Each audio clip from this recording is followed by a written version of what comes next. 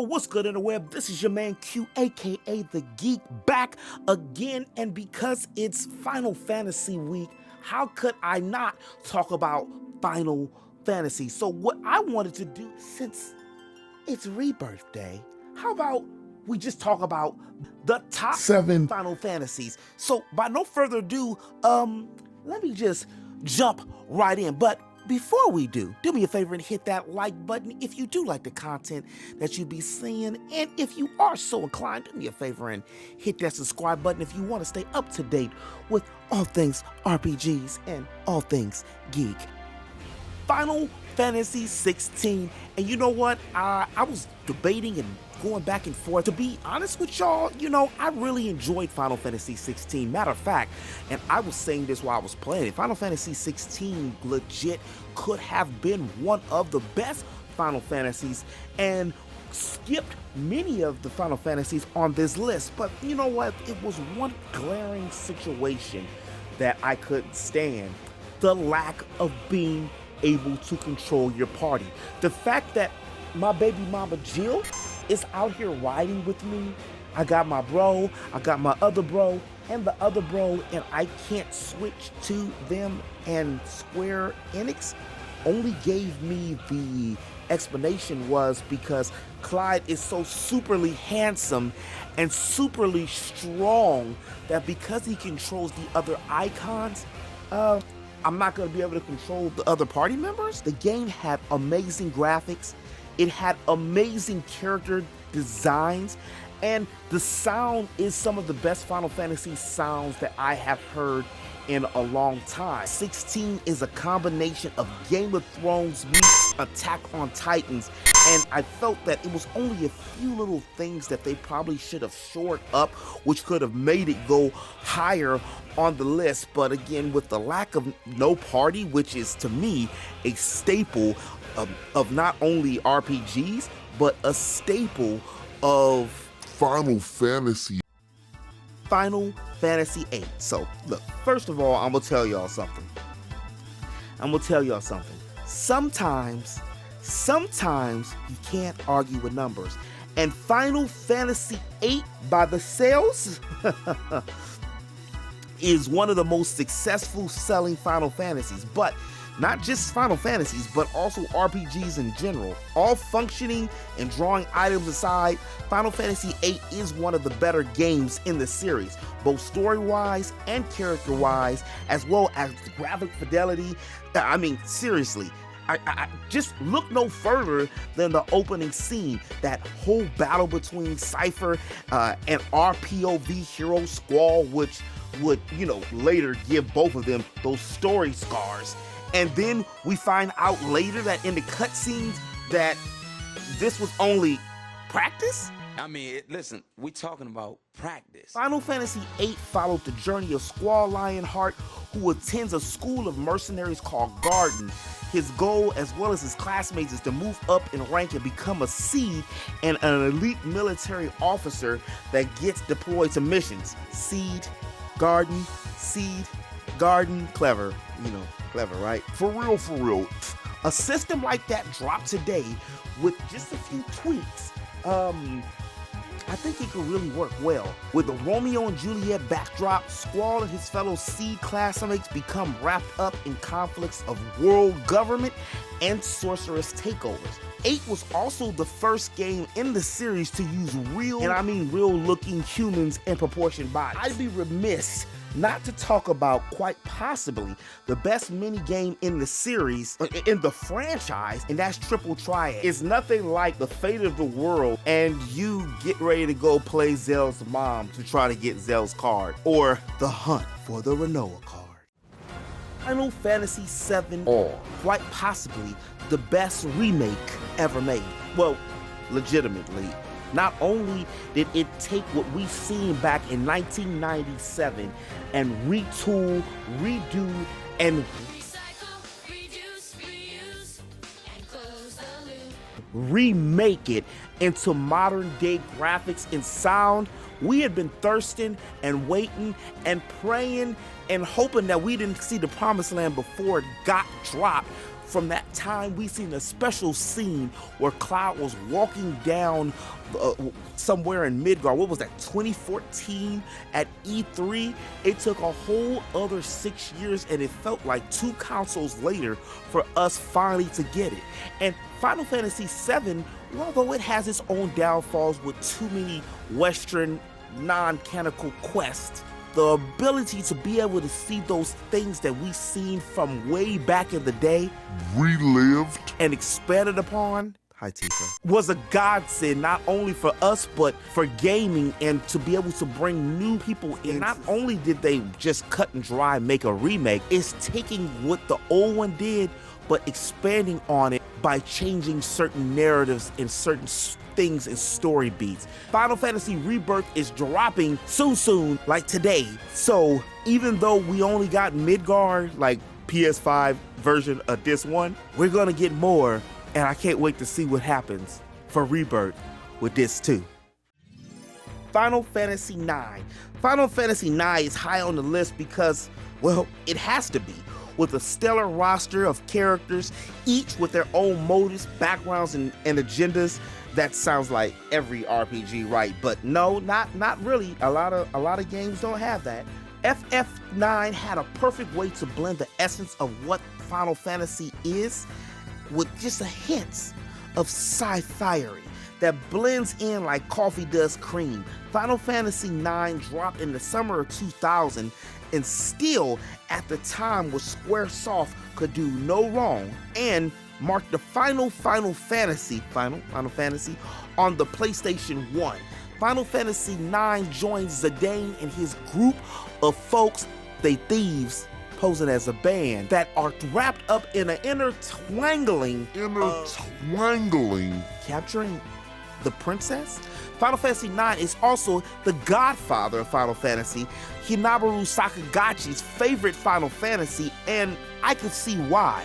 Final Fantasy IX is praised for its heart, its turn-based battle system, and its nod to the Final Fantasies of old, focusing more on magic, mages, and a lot of medieval tones that Final Fantasy VIII and Final Fantasy VII had left behind.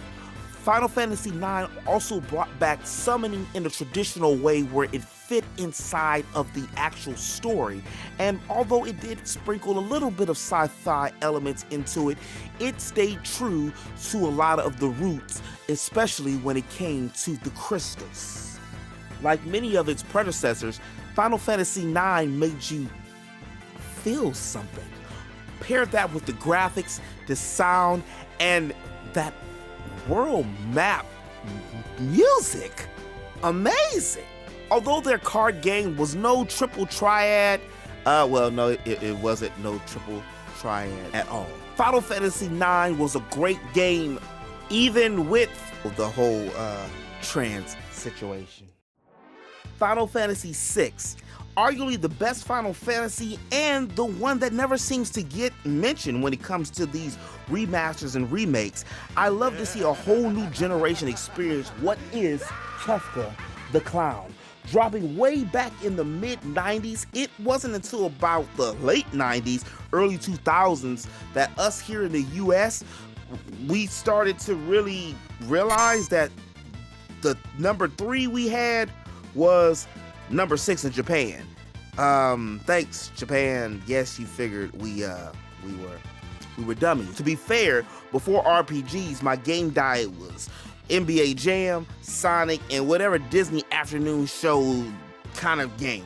Final Fantasy VI revolves around the conflict between the Gestalian Empire conquering the world and the rebel faction that opposed them, known as the Returners. The game starts from the POV of an enslaved Terra who doesn't get enough praise for legitimately being the first female protagonist in Final Fantasy, although is she really the main character in Final Fantasy VI?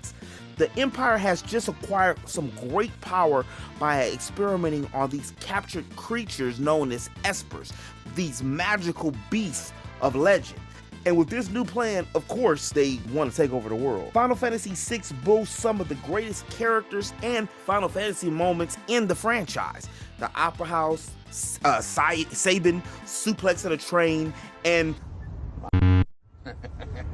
Shadow just being Shadow. Tools, skills, magic, espers, dual welding, job classes, a crazy clown that does what he says he's gonna do. Oh, and the music by that man. Noble, noble, noble, noble, noble. Final Fantasy VI is always and will always be at top of every Final Fantasy list.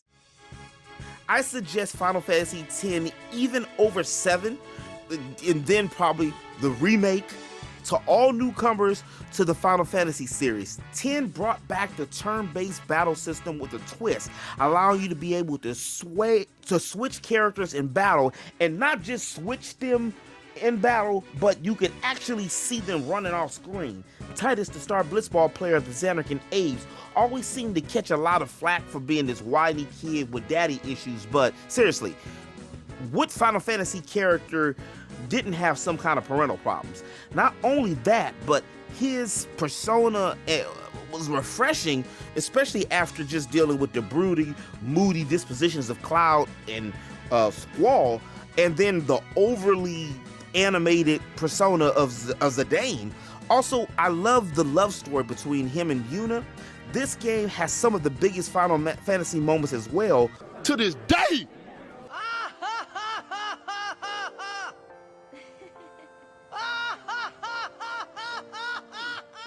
And one of the best soundtracks in the series, boasting the first 3D rendered backgrounds and voice acting in the series.